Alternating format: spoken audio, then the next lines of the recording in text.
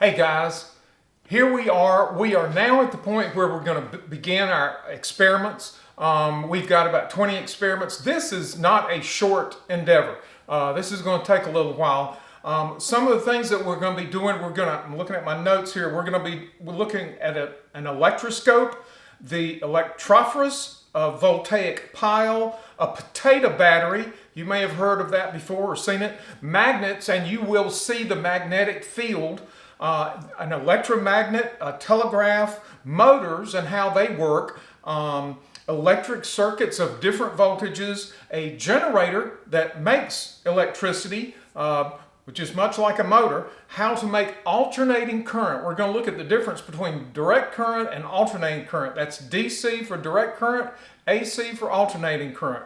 We're going to look at a photovoltaic or solar cell. Much like you may have seen, there are farms of solar cells where you look out in a field and they're just photovoltaic cells. Some people put them on their homes. We're going to look at electric circuits of incandescent and LED lights. We're going to also look at compact fluorescence. We're going to look at lights. We're going to talk about lights a little bit because light is part of the electromagnetic spectrum. We'll get into that just a little bit. The difference in DC and AC current, wire and electrical equipment that goes into buildings, and drawings of electrical systems in buildings. So we're going to look at all that, and we're going to take a look at plasma. We'll talk about plasma. We're going to mention a lot of people, and like I said, we're going to cover about 20 experiments, and the research and the significant folks. This is not exhaustive. This does not include everybody or everything that they did of research from the time we're going to cover, but it's going to give you a good picture of how electricity was observed and developed throughout literally thousands of years. So we're going to start off with the first guy that observed static electricity. For quite a while, we'll be working with static electricity. Obviously, hundreds of years ago, they didn't have electricity to their homes where they could just plug a cord in and work on something. They had to actually create their own electricity. And initially, it was static electricity. So the first guy, an experiment we're going to talk about, is Thales of Miletus. Thales of Miletus. You may have seen or heard the name Thales. This guy was from 600 BC. That's 2,600 years ago. That is quite a while ago. Thales was one of a group of the seven sages of ancient Greece. This was a group of very smart Greek folks. They were some of the smartest people. Thales is one of the smartest of those seven sages. So Thales was a very smart guy. He is known as the first mathematician. For those that both enjoy and like math, and for you that may not like math so much, Thales is the first mathematician. He did a lot of work with math. He came up with the Thales theorem of a line through the center of a circle, the diameter of a circle, and how it related to geometry and math, the right angle of triangles. It was called the Thales theorem. So he did a lot of stuff with math. He also did a lot of stuff with astronomy. He predicted, if I'm not mistaken, he predicted a solar eclipse, which was a big deal back in the day. He did so much work with astronomy that there is a crater on the moon named after Thales. So Thales was a pretty sharp guy. You may have seen his name. There are schools named after him. There's schools around here that are named after Thales. There are companies named after him. And as I said, there's a crater on the moon named after him. Even though he lived 2,600 years ago, we understand this information, a little bit about him. It is very hard to find written history about that time period, but this is what we understand of Thales.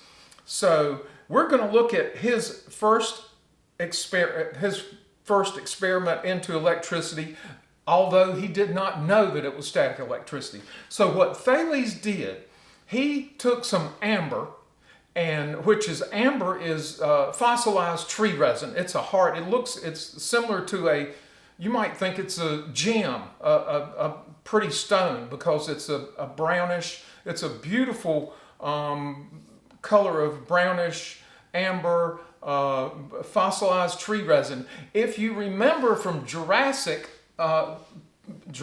Park, they got some of the DNA to make dinosaurs out of insects embedded in amber, in fossilized tree resin. That's how Jurassic Park started. So he was a pretty sharp fellow. What he did, he took the amber and he took fur and rubbed it, and noticed that the amber attracted a feather. So here we are, we have our amber, which is a piece of blue building insulation foam. This is not amber, but it is a piece of blue insulation foam glued to a piece of cardboard. You'll see a lot of cardboard in my high-tech electrical experiments, but this will be our amber.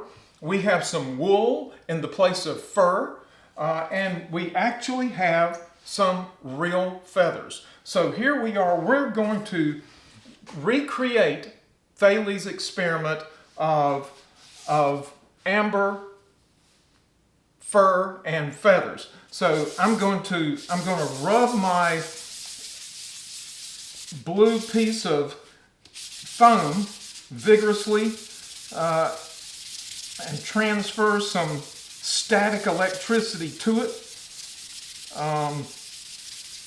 That should be enough. And I'm going to take my feather here, and let's see if we can make sure you get to see what goes on. If you would, watch the feather as it gets close. You'll see it. I'm gonna take the foam away from it. You'll see how the feather looks, and I'm gonna bring the foam into it. If you'll notice, it looks like it's reaching out to the foam. The closer I get, the more it looks like it's reaching out. You can see it aiming toward the center. Look, it's pointing down. I don't know if you can see that. I hope you can. They're pointing down. They're pointing to the center. So I'm just going to let this go. Wow, that attracted pretty quickly to the foam. So this is what Thales did.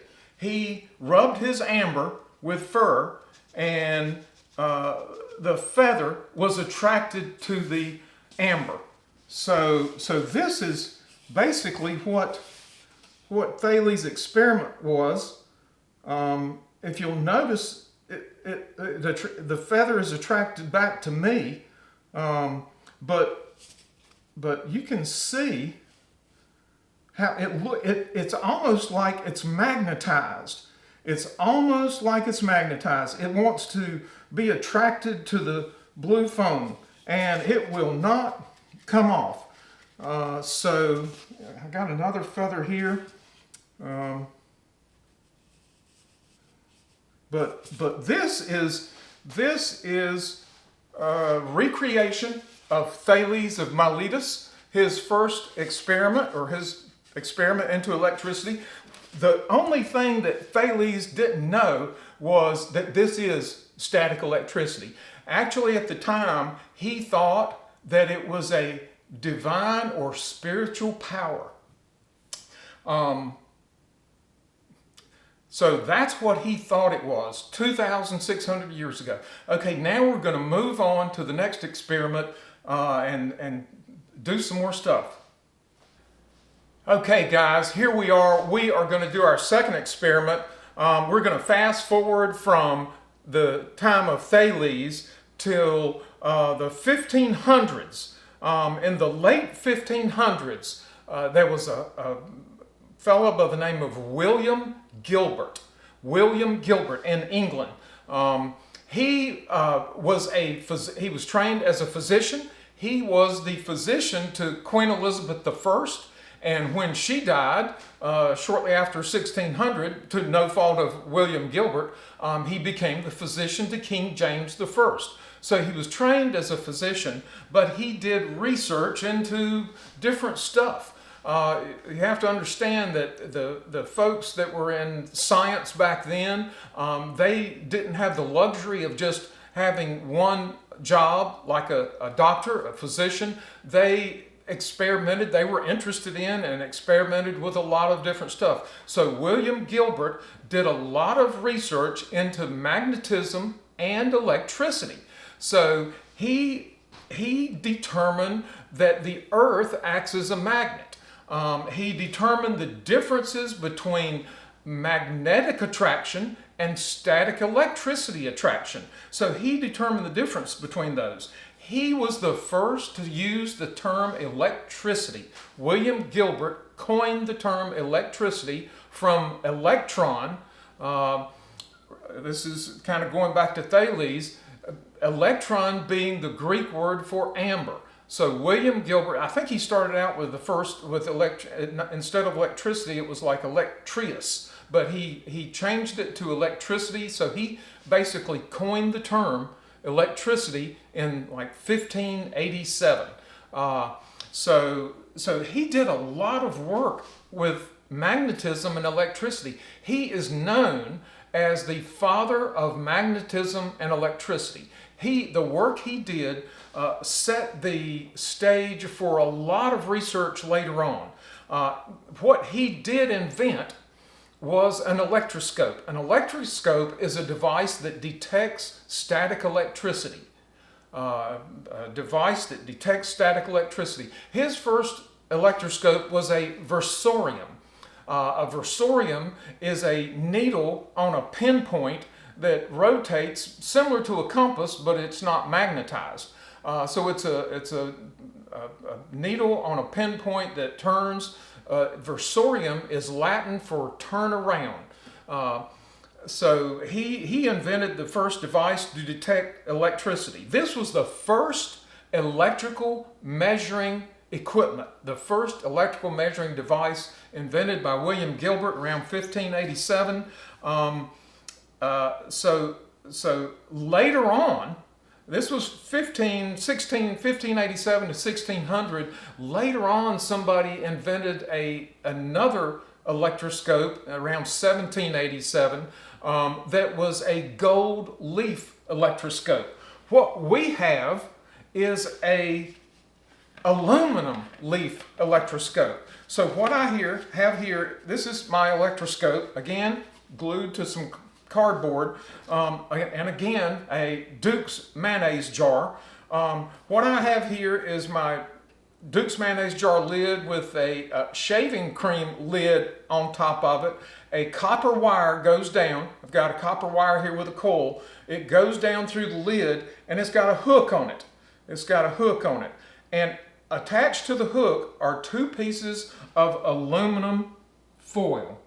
So this is my electroscope for detecting static electricity. I'm going to put it back on my Duke's mayonnaise jar, and I'm going to sit it here and see if we can detect some static electricity. I hope you can see this thing, but this is my electroscope. So what I'm going to do is I'm going to create some static electricity with my wool and this plastic cup. We'll see how much static electricity I can create with a plastic cup. I always have my fly stick, if you remember the fly stick. So let's see if we can get our aluminum leaf electroscope to detect static electricity. Now, if you will just watch the aluminum foil, and it's barely moving. It's not moving much. I'm going to try a smaller cup, see if that makes any difference.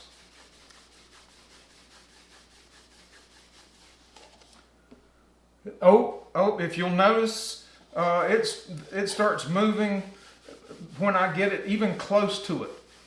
You can't see how close I'm getting, but keep an eye on that. Keep an eye on that aluminum foil.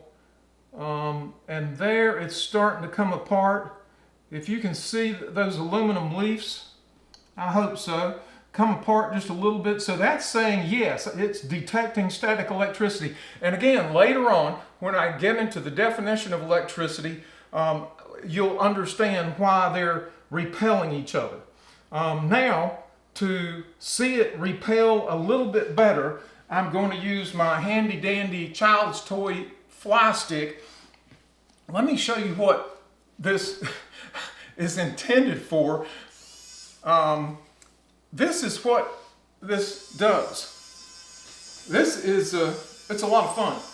You see if you can keep this mylar. It's mylar up in the air. So it creates static electricity and it repels this mylar. So we know this thing makes static electricity. So let's see how much we can get those aluminum leaves to separate. I'm going to start out here. Oh wow, it's creating a lot of static electricity. If you'll see those leaves separating, now I'm going to get it really close and watch them. They'll kind of go crazy. Yeah, they're dancing. They're moving all around. And so if you notice, I got it near the edge of the jar, and one actually got hung up on the jar. So anyway, that is, and I'm not sure if you can hear the popping.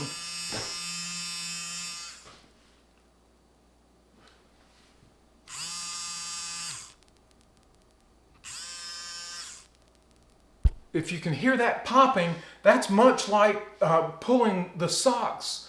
When you get clothes out of the dryer and you pull the clothes apart, that popping, that's what that is, static electricity. You can hear the static electricity popping. It's almost like miniature lightning. But you can see those aluminum leaves. They are definitely repelling and doing a dance in the jar. So this is William Gilbert's, similar to his electroscope. His was a needle, but it's the same principle. It's detecting static electricity. So let's move on to our next experiment.